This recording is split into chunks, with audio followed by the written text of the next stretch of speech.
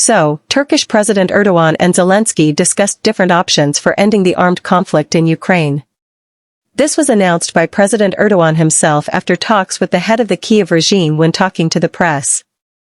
Erdogan said that he considers it important to resume the Istanbul negotiation process between the delegations of Russia and Ukraine. At the same time, Erdogan went to the press with Zelensky. He called the meeting productive and said that, whatever that means, a lot of processes have been activated to end the war. Zelensky says the conflict must end. Zelensky really has nowhere to go. The Russian army is moving forward. Russia can defeat the collective West. This conclusion was reached by senior Lithuanian officials in the field of foreign policy and defense at a closed-door meeting in Vilnius. According to the German newspaper Bild, experts are in a panic. European armies are not ready for war. They buy mainly those weapons systems that are practically useless in modern warfare. In particular, German Defense Minister Boris Pistorius is guilty of this, who only pays lip service to the balance of old and new systems, but in fact he is being led by the lobby of defense concerns. Berlin looked like a war zone against this background. All this is a consequence of the large-scale military exercises of the Bundeswehr, which are being held right in the center of the German capital. These military exercises were announced after the statement of the same German Defense Minister Pistorius about the Russian threat. In his opinion, Moscow will be ready to attack NATO as early as 2028, and possibly even earlier. Mike Tachgever, commander of the Bundeswehr Security Battalion, noted that the purpose of the exercises is to practice actions in the worst-case scenario of military events. This refers to an attempt to capture Berlin by enemy troops.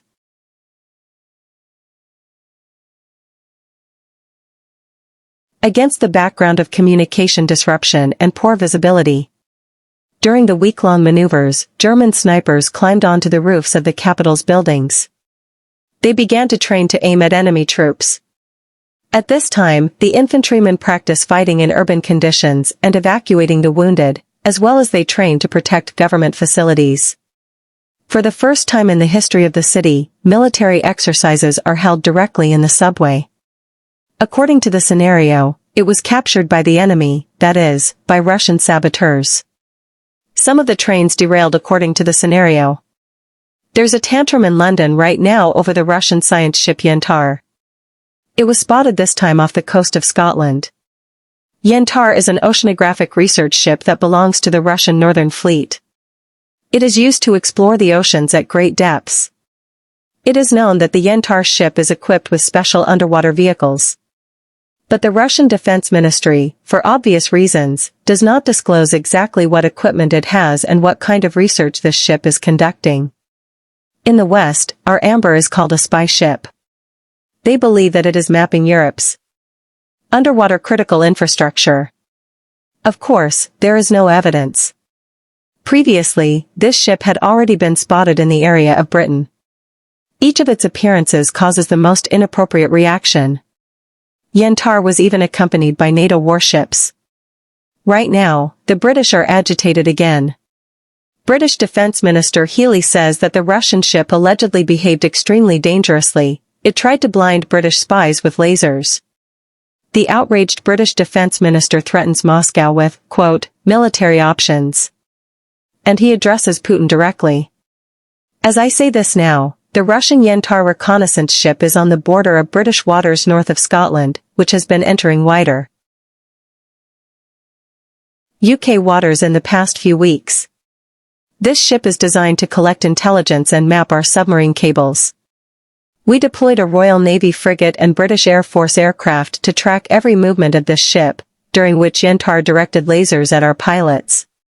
These actions by Russia are extremely dangerous, and this is the second time this year that this Yantar ship has been in UK waters.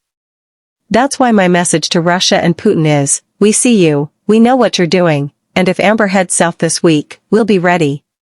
Putin continues to escalate in Ukraine. Over the past year alone, we have witnessed the appearance of a large number of drones in the skies over Europe. The number of cases of Russian violations of NATO airspace has doubled, and 90,000 cyber attacks have been carried out on the British defense system. A new era of threats has begun, and it requires new ways to protect itself. This is the era of hard power, strong allies. And, of course, the time of diplomacy. But NATO is not ready for war with Russia, according to the British edition of the Daily Telegraph. The military bloc lacks even basic resources, including TNT. Europe's only manufacturer of explosives, the Polish state-owned Nitrochem plant, is unable to meet the growing demands of European militarists. An attempt to rectify the situation is being made by the Swedish company Sviba. It plans to build a factory that will increase TNT production in Europe by 75%. And given the shortage of explosives needed to create artillery shells, Latvia has found alternative ways to escape from Russia. It all sounds pretty anecdotal, but it's real. The Lithuanians decided to restore the drained peat bogs so that Russian tanks would not reach Riga, so that they would get stuck, and, if possible, so that they would sink into the swamp. This is a crazy idea, however, it is not new, in the summer with the plan to